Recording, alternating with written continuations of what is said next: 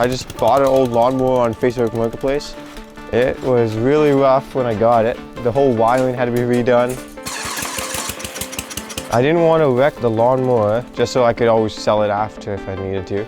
So everything I did is bolted onto a plate or bolted into existing holes.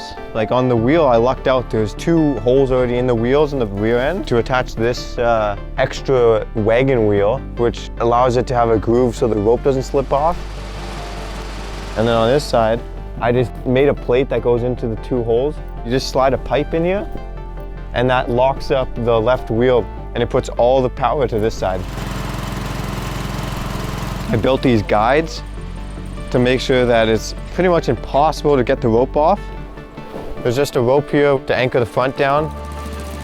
You want to anchor it down because the first time I tested it out, I was on a hill that was a little bit slanted sideways. The lawnmower rolled down the hill. It's a 10-horse lawnmower. It's got more than enough power to pull 3 people up. And it's like we're riding at like an actual ski resort. I just saw a YouTube video and I was like, I can do that.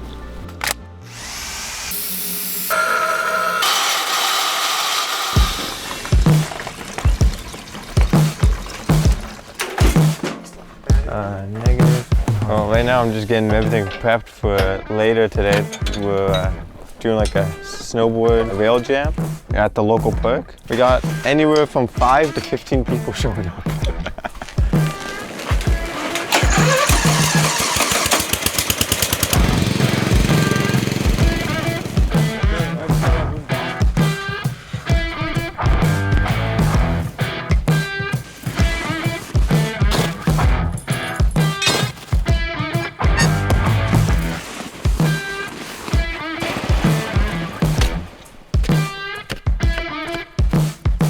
I don't know, that should be good, eh?